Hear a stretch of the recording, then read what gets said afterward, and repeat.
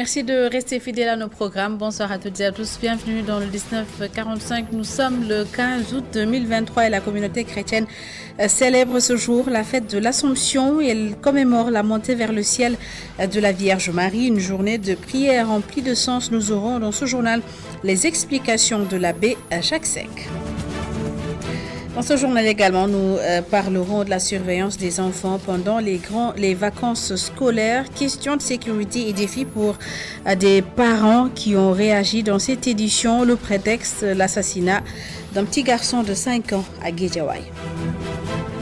Plus de sécurité, justement, c'est ce que réclament les riverains et automobilistes qui empruntent régulièrement la VDN 3, la zone est devenu le refuge de malfaiteurs à cause d'un manque d'éclairage. Les populations craignent le pire avec les attaques terroristes annoncées par le ministre de l'Intérieur.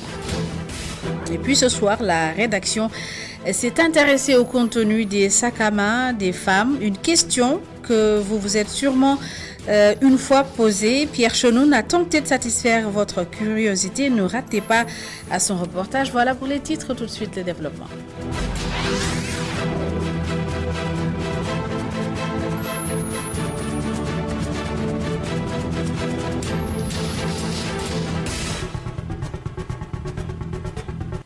Bienvenue à toutes et à tous. Ce mardi 15 août 2023, la communauté chrétienne célèbre la fête de l'Assomption. La fête commémore la montée vers le ciel de la Vierge Marie. Une journée de prière et de recueillement. Abbé Jacques Sec a accepté de revenir pour nous sur le sens de cette journée. Écoutez.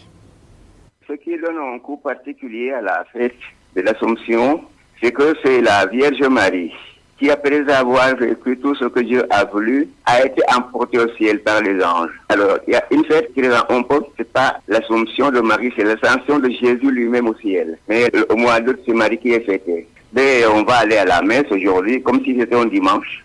Et les fidèles chrétiens de Matam ont également célébré la fête de l'Assomption à la paroisse des martyrs de l'Ouganda. Une centaine de fidèles venus des différentes localités de la région est venus se recueillir. Le vicaire abbé Antoine Toussaint Tavares a prié pour la paix au Sénégal. Les détails avec notre correspondant à Matam, Amadou Mardialo. Ils sont une centaine de fidèles chrétiens à converger à la paroisse des martyrs de l'Ouganda de Matam, sous la pluie presque infernale pour célébrer l'Assomption. Dans son prêche, le vicaire l'abbé Étienne Toussaint Tavares, après avoir souhaité une joyeuse fête aux fidèles, rappelle l'importance de cette célébration. Cette Assomption de la Vierge Marie est une vérité de notre foi, une vérité de notre foi catholique. Rappelons-le, nous catholiques, nous croyons que, au terme de sa vie terrestre, l'Immaculée Mère de Dieu a été élevée en son corps et en son âme à la gloire du ciel. Telle est notre foi en la Vierge Marie. Quel mystère, mais aussi quel gage d'espérance. Par son Assomption, Marie est pour toute l'humanité une promesse de résurrection. Lors de la messe, l'abbé a prié pour la paix au Sénégal et dans la sous-région. Nous lançons un appel à la paix, un appel pour que nous puissions vivre dans une sécurité sincère, dans une paix sincère aussi et durable.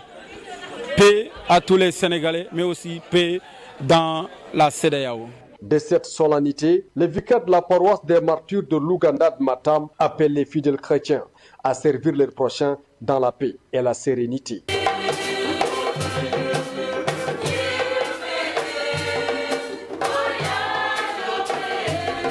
Et puis samedi matin, à Guédiawaye, un petit garçon de 5 ans a été tué à coups de couteau. La gestion et la surveillance des enfants pendant les vacances scolaires, un défi pour les parents habitués le plus souvent à les envoyer à l'école. Mais comment font-ils justement pour occuper et bien surveiller les enfants pendant ces vacances scolaires?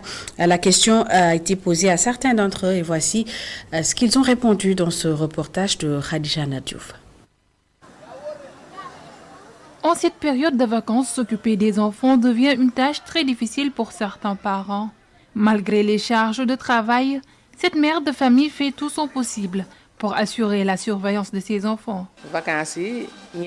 Mes enfants, je les ai inscrits en cours de vacances. Les filles, je les laisse à la maison pour qu'elles apprennent les tâches ménagères. C'est pour garder un œil sur elles. J'ai mon atelier devant la maison, donc rien ne m'échappe. En cas d'imprévu, cette dernière confie ses enfants à leur grand-mère qui prend la relève. Quand je dois voyager, leur grand-mère est toujours là. Cet homme est venu avec son fils dans son lieu de travail. Il partage avec nous la gestion de ses enfants en cette période de vacances. Mes enfants sont inscrits au Dara et en plus, il y a leur mère à la maison. Je n'accepte jamais que nous travaillons tous les deux. Il faut bien que quelqu'un assure la surveillance. S'occuper des enfants, bien les surveiller devient très difficile en cette période de vacances. Ce lundi, à Guédiawaye, un enfant de 5 ans a été tué chez lui pendant que son père était parti au travail. Une autre situation préoccupante, l'insécurité sur la VDN 3 à cause d'un manque d'éclairage. Les malfaiteurs y dictent leurs lois. Cette situation, ajoutée au contexte actuel avec le ministre de l'Intérieur qui annonce des attaques terroristes, crée la psychose chez les riverains et les conducteurs qui empruntent ce chemin. Reportage sur place à Midjouf. La voie de dégagement nord, dégagée de la ville comme son nom l'indique, ce tronçon n'est fréquenté que par les usagers de la route qui craignent pour leur sécurité. Sur l'axe Malibu, nous trouvons des gens venus profiter de la brise de mer. Parmi eux, ce conducteur de taxi. Pour lui, cette partie de la VDN est certes le lieu de prédilection des malfaiteurs, mais il refuse de parler de terrorisme.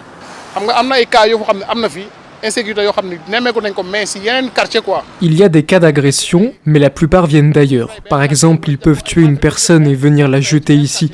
Mais s'ils veulent nous parler de tentatives d'attaque terroriste, là il y a un problème, parce qu'il y a des gens plus habilités pour nous donner cette information.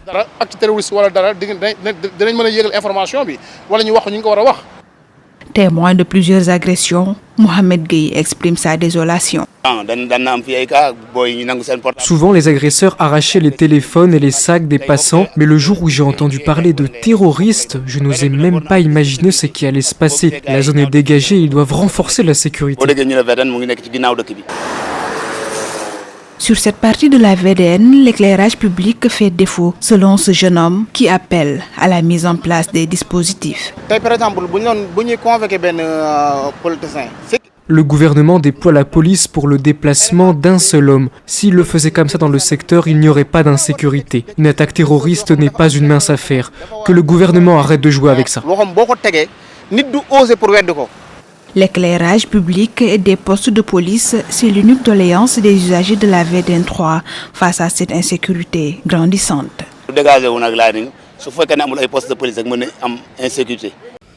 Politique à présent, qui sera le prochain candidat de la coalition Benno Bokk Yakaar à l'élection présidentielle? Question sans réponse pour le moment.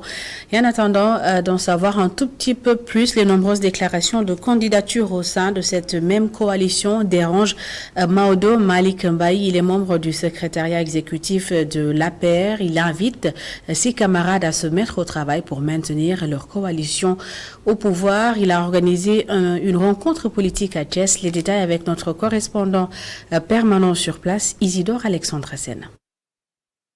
Focus sur la mobilisation des électeurs, selon Maodo Malick Mbaye, ce dernier estime que les manœuvres ne feront rien sur le choix futur du chef de l'État.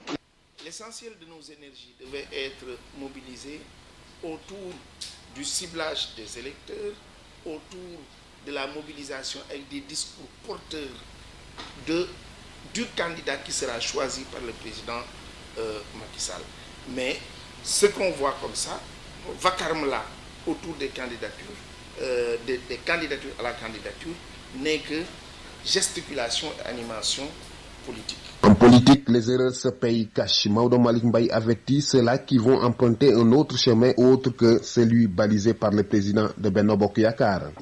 Nos camarades qui vont être candidats en dehors de Benno Bokk Yakaar auront deux soucis. Ils seront interpréter sur tout le passif de notre gouvernance sur les 12 ans.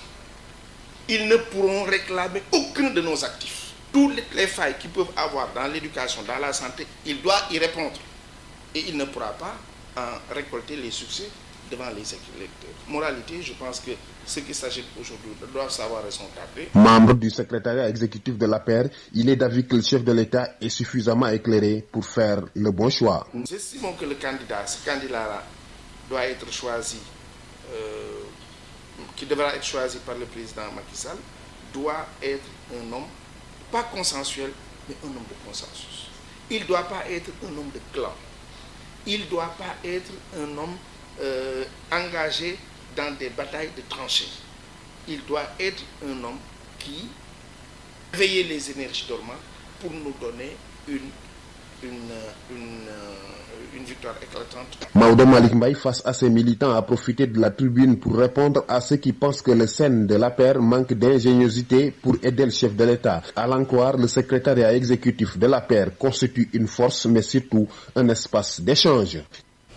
En politique toujours, l'état de santé de l'opposant Ousmane Sonko inquiète son avocat en grève de la faim depuis 17 jours. Selon ses proches, Ousmane Sonko refuse depuis 4 jours de recevoir des soins.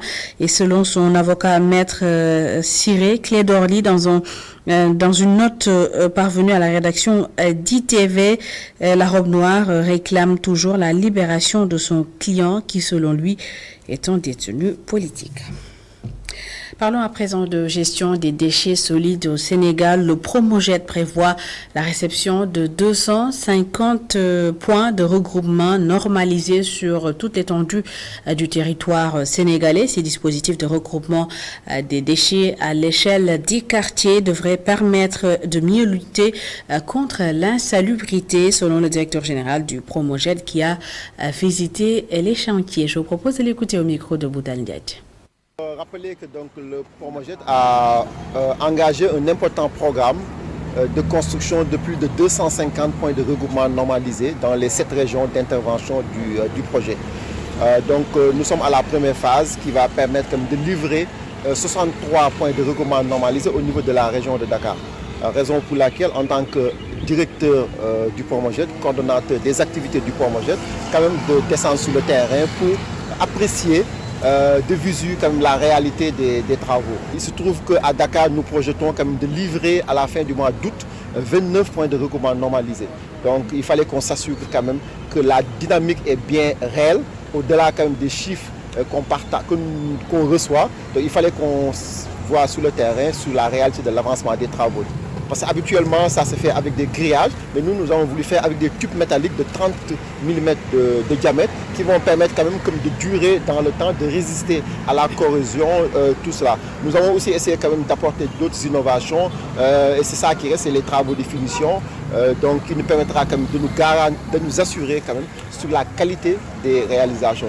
Donc pour les 250 points de regroupement normalisés, nous avons débloqué un budget de plus de 750 millions de francs CFA pour pouvoir quand même réaliser ces 250 points de regroupement normalisés qui vont être dans les quartiers. Chaque point de regroupement normalisé va générer 3 emplois. 3 emplois, il y a 3 jeunes qui vont travailler et l'idée c'est que ces personnes-là soient recrutées dans les quartiers qui accueillent ces points de regroupement normalisés.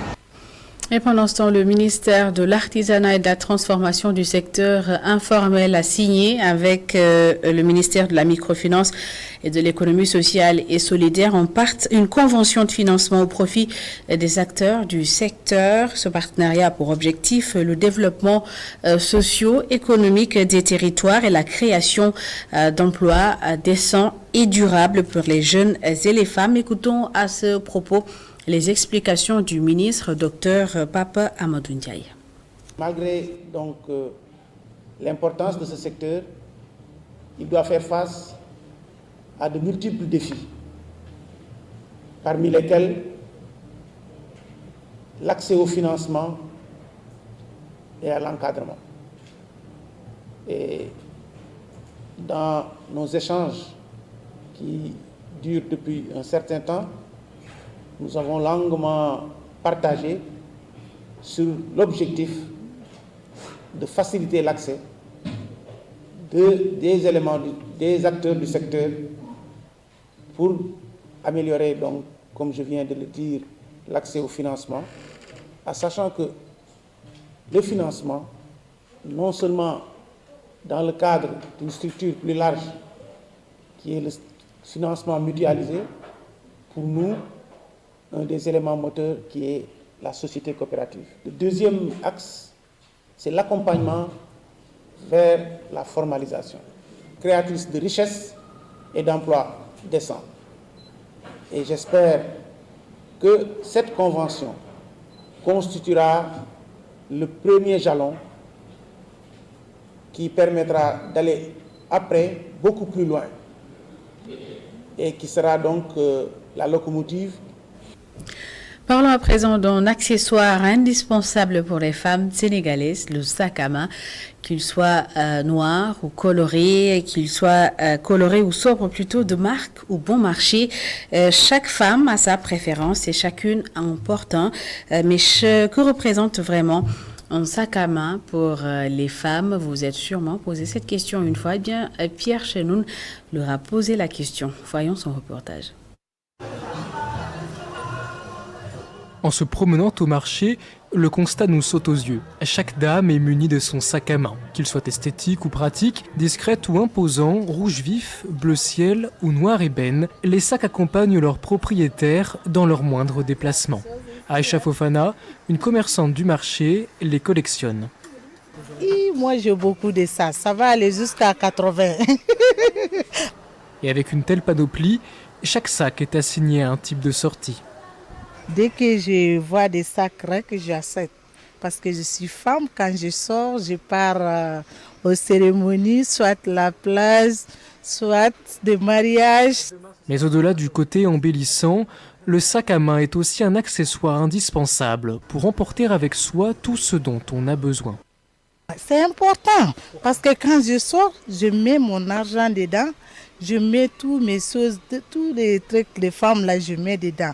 Donc moi, je ne peux pas bouger sans sac.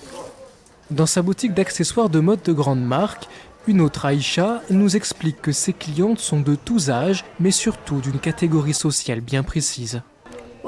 Surtout ñuy dem liggéey, ñuy dem bureau. Ce sont généralement des femmes qui ont un emploi ou se rendent au bureau qui viennent s'acheter un sac dans notre boutique. À la fois outil de travail et affirmation de sa personnalité, le sac à main est pour la gente féminine un petit bout de soie tenu sur un coin d'épaule.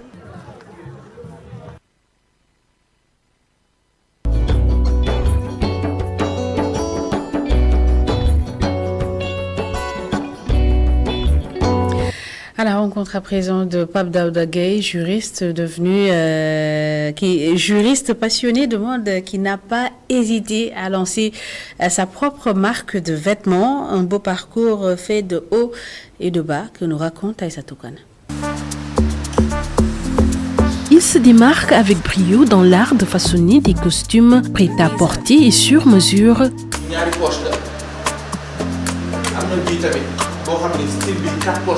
Ainsi que des chemises confectionnées à partir des tissus les plus raffinés. Depuis son enfance, Pape Daouda Gueye voue une passion au dessin. En confectionnant des modèles pour lui-même, ce jeune entrepreneur démontre sa créativité. Grâce à l'encouragement d'une amie, il se lance dans la haute couture. Lors des fêtes Tabaski, Korité, donc je ne laissais pas les tailleurs créer pour moi. Je disais non, c'est moi qui vais dessiner le modèle que je vais porter. Donc j'ai alimenté cette passion-là tout au long des années. Et après, avec mes études en même temps, je n'ai jamais pensé à créer une marque. Mais c'est à la fin de mes études en droit qu'une de mes amies m'a dit « Pourquoi tu ne crées pas ta marque ?» Parce que je vois que tu as le potentiel, tu sais dessiner, tu as une certaine imagination et tu as du style aussi. Donc c'est là où je me suis dit « Donc pourquoi pas ?» Puisque j'ai terminé mes études, donc je peux facilement créer ma marque. Aujourd'hui, avec ordinateur, donc broderie ordinateur. Aujourd'hui, à la tête de DVS Couture Style, Pape Daouda Gueye dispose de son propre showroom. En parallèle de son rôle de juriste et de conseiller d'entreprise, il établit sa propre marque en 2018, un accomplissement financé avec ses propres ressources. Je faisais une sorte de sous-traitance je venais voir un tailleur. Il y a un tailleur qui se trouve à Yembel. Donc c'est lui que je venais voir, je lui disais oui, ok, j'ai tant de commandes, est-ce que tu peux me faire ces commandes-là? Donc après il me donne son prix, j'augmente et j'y ajoute mon bénéfice, une certaine marge, et c'est comme ça que je faisais. Donc jusqu'au fil des années, j'ai pu avoir mon indépendance. Donc au début c'était vraiment difficile, il n'y avait pas assez de fonds, il n'y avait pas assez de clients, il n'y avait pas assez de soutien aussi. Voilà, mais quand j'y ai cru, et alhamdoulilah, aujourd'hui, ça a payé. Il excelle à jongler habilement entre son rôle de juriste et sa position d'entrepreneur. La couture me prend plus de temps que le droit. Il y a plus de pression, il y a plus d'activité et tout, tu bouges beaucoup. Mais quand même, j'ai de l'aide. J'ai une personne qui m'aide pour la gérance du showroom, de la marque. Donc, ce qui me permet à côté de gérer aussi le droit, mon activité juridique. L'entrepreneuriat a permis à Daouda d'atteindre une indépendance financière qu'il n'aurait jamais envisagée si c'était limité à son poste de juriste. C'est la marque qui m'a permis d'ouvrir ce showroom. C'est un investissement puisque tu achètes des machines et tout, donc c'est des millions que tu investis. Et ça, c'est l'entrepreneuriat qui m'a permis de faire ça. Donc, ce n'est pas le droit. Et c'est avec l'entrepreneuriat que j'ai pu avoir certains fonds pour pouvoir ouvrir mon propre showroom. Au fil des années, avec les économies que j'ai fait et tout, ce qui m'a permis de réaliser ça et d'avoir mon propre showroom aujourd'hui. Avec l'aide de Dieu, tu peux t'en sortir facilement. Et ça va te permettre d'avoir, si tu étais salarié, ce que tu avais en 1 mois, tu peux avoir ça en 1 semaine ou bien en 2 jours, en 3 jours. Donc ça, c'est l'entrepreneuriat qui te permet d'avoir ça là. Que ce soit pour les hommes ou pour les femmes aussi. Voilà, ce sont des tissus que nous utilisons souvent pour... D'ailleurs, Daouda ne considère pas la concurrence comme une entrave. À ses yeux, le véritable défi réside ailleurs. Parfois, on a les difficultés à avoir certaines qualités de tissus. On est obligé d'importer des tissus de l'Europe, d'Italie, France, ce genre de choses-là, Dubaï. Donc, mes problèmes, c'est par rapport aux diversités. Diversité de tissus, de qualité, l'accessibilité aussi. Voilà. Donc, et aussi, ce serait bien qu'on ait des usines ici au Sénégal qui pourraient fabriquer certaines qualités de tissus. Face à l'augmentation des vagues d'immigration clandestine, le titulaire d'une maîtrise en droit des affaires encourage les jeunes à s'engager dans l'entrepreneuriat. On n'a pas besoin d'avoir de l'argent pour entreprendre. Voilà, comme je disais, il y a une personne, un président que je vais citer, Nicolas Sarkozy, qui disait que ce n'est pas l'argent qui fait le projet, c'est le projet qui fait l'argent. Donc quand tu as un projet vraiment sérieux, même si tu n'as pas ton propre argent, tes propres fonds, des personnes vont venir investir et t'aider à avancer. En défiant les obstacles avec créativité et détermination, Pape Daouda Gueye illustre avec éclat que la réussite au Sénégal est une réalité indéniable.